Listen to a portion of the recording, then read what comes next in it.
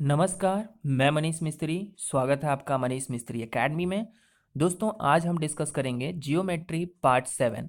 सबसे पहले मैं आपसे यह निवेदन करूंगा कि जियोमेट्री का इंट्रोडक्शन क्लास जरूर देखें और उसके बाद पार्ट 2, पार्ट 3, पार्ट 4, पार्ट 5 इस तरह से करके वीडियो को देखें, क्योंकि सबसे पहले इजी लेवल के क्वेश्चंस करवाए गए हैं और धीरे धीरे क्वेश्चन का लेवल बढ़ते गया है। अगर आपका मैथ कमज़ोर है तो आपको सबसे पहले इंट्रोडक्शन क्लास देखना चाहिए और उसके बाद पार्ट 2, पार्ट 3, पार्ट 4, पार्ट 5 करके वीडियो देखना चाहिए। अगर आपको मैथ आता है तो भी आप देख सकते हैं, इससे आपको कुछ कॉन्सेप्ट्स जो होंगे वो क्लियर हो जाएंगे। तो चलिए शुरू करते हैं। यदि ए बी एवं सी तीन असंरेखक बिंदु हैं तो बिंदु ए बी एवं सी से होकर अधिकतम कितने वृत्त खींचे जा सकते हैं?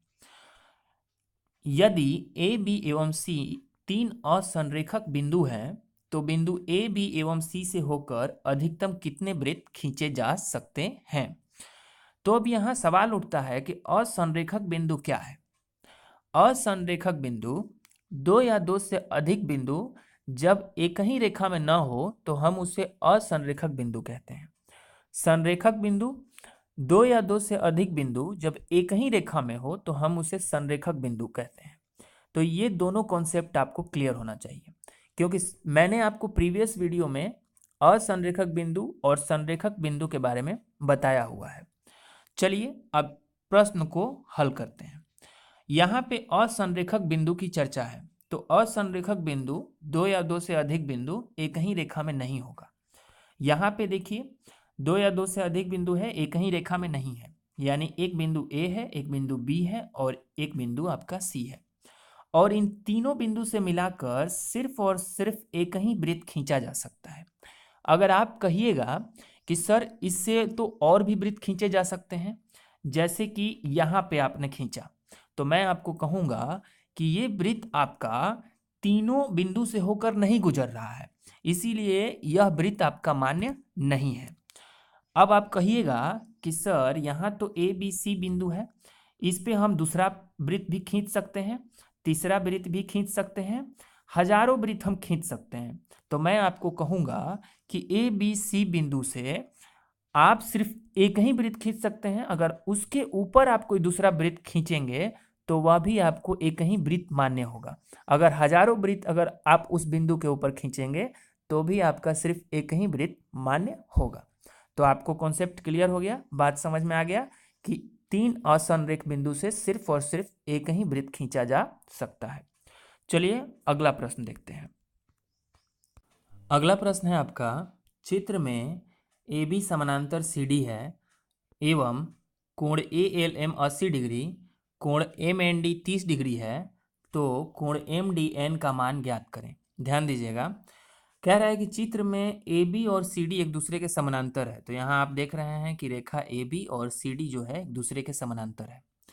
कोण ए एल एम 80 डिग्री दिया हुआ है, यानी कोण ए एल और एम जो है वह आपका 80 डिग्री है। कोण एम डी एन 30 डिग्री है, कोण एम डी एन आपका 30 डिग्री है। 30 यहाँ लिखा हुआ है आपको 30 है, तो कोण एम डी एन का मान ज्ञात करना है। यानी जो कोण एम डी एन है, यानी ये वाला कोण आपको बताना है कि कितना होगा। तो यहाँ ध्यान दीजिएगा कि जब दो समानांतर रेखा को कोई तिर्यक रेखा काटती है, जैसे ए बी और सी डी दो समानांतर रेखा है और एल एन एक तिर्यक रेखा उसको काट रही है, तो एकांतर कोण का मान जो होता है वह समान होता है। तो यहाँ ध्यान दीजिएगा कि एकांतर कोण का मान क्या होगा? समान होगा, और संगत कोण का मान भी क्या होगा? समान होगा। तो यहाँ संगत कोण से देख लीजिए, दिया हुआ है कोण ए एल एम दिया हुआ है आपको 80 डिग्री, कोण ए एल एम 80 डिग्री, यानी कि ए बी रेखा के नीचे है, तो सी डी रेखा के नीचे जो होगा कोण ए एम एन, यह भी आपका संगत कोण से क्या हो जाएगा? 80 डिग्री हो जाएगा। कोई दिक्कत? तो यही मैंने यहाँ पे लिखा है, कोण ए एल एम बराबर सी एम एन बराबर 80 डिग्री संगत कोण से। अब आप जानते हैं कि किसी भी सरल रेखा पर 180 डिग्री का कोण बनता है। यहाँ का जब कोण 80 डिग्री है और यहाँ का 100 डिग्री है, तो दोनों मिला के 180 डिग्री, यानी एक सरल रेखा पर 180 डिग्री का कोण बनता है। ये आपको आ गया। और आपको कोण एम एन डी दिया हुआ है 30 डिग्री, और एक त्रिभुज का तीनों कोण का योग जो होता है वह 180 डिग्री होता है, ये तो हम जानते हैं। यानी कि 100 और 30 को जोड़िएगा तो 130 होगा, 130 होगा। अब 130 को आप घटा दीजिए 180 में, 180 में घटाने पे आपको आएगा 50 डिग्री, यानी आपको कोण MDN जो है वह कितना हो गया, 50 डिग्री हो गया। कोई दिक्कत? कोई दिक्कत नहीं, बात आपको समझ में आनी चाहिए। अगर आपका इंट्रोडक्शन क्लास छूटा हुआ है तो आप प्रीवियस क्लास में जाकर के जरूर देख लीजिए, क्योंकि वहाँ पे हमने आपको संगत कोण, एकांतर कोण, जो भी आपकी बेसिक चीज़ें हैं वो बताई गई हैं, तो वहाँ से जाके आप जरूर देख लें और उसके बाद ही आप प्रश्न करेंगे तो आपको अच्छे से हर चीज़ क्लियर होगा। चलिए अगला हम प्रश्न देखते हैं। अगला प्रश्न है आपका, दिया गया है कि AB समानांतर D कोण ABC बराबर 115 डिग्री, कोण DCE बराबर 140 डिग्री, कोण BCD कितना होगा। ध्यान दीजिएगा, प्रश्न कह रहा है कि दिया गया है कि AB समानांतर D कोण ABC बराबर 115 डिग्री, कोण DCE बराबर 140 डिग्री, कोण BCD कितना होगा। तो यहाँ पे ध्यान दीजिएगा कि ये आपका AB जो है उसको हमने धीरे से बढ़ाया, धीरे धीरे आगे की तरफ बढ़ाया, और जो यहाँ पे DE रेखा है उसको भी हमने धीरे धीरे आगे की तरफ बढ़ाया। तो यहाँ पे आप देख रहे हैं कि दो समानांतर रेखाएं बन गई। अब इस दोनों समानांतर रेखा को DC एक तिर्यक रेखा काट रही है, दोनों समानांतर रेखा को DC एक तिर्यक रेखा काट रही है। तो यहाँ पे दो तिर्यक रेखाएं हो जाती हैं, एक हो जाता है BC तिर्यक रेखा और दूसरा हो जाता है DC तिर्यक रेखा। पहला आपका कोण दिया हुआ है, कोण ABC 115 डिग्री है, कोण ABC आपको कितना है, 115 डिग्री है, और कोण आपको CDE जो है वह आपका 140 डिग्री है। तो हम जानते हैं कि किसी भी सरल रेखा पर 180 डिग्री का कोण बनता है, किसी भी सरल रेखा पर 180 डिग्री का कोण बनता है। तो अगर 180 में से 140 को घटाइएगा तो यहाँ पे आपको 40 डिग्री का कोण मिल जाएगा, 40 डिग्री का कोण आपको मिल गया। अब संगत कोण से हम जानते हैं कि अगर यहाँ 40 डिग्री होगा कोण तो यहाँ भी आपको 40 डिग्री कोण होगा। ये आपको जो DE है इसके नीचे है ये, और यहाँ AB जो रेखा है इसके नीचे कोण बना है, तो यानी कि यह अगर 40 डिग्री है तो यह भी आपका 40 डिग्री होगा, यानी आपको संगत कोण से 40 डिग्री आ गया। अब ध्यान दीजिएगा कि हमको निकालना क्या है, यहाँ पे 115 डिग्री दिया हुआ है, यहाँ 40 डिग्री आ गया है।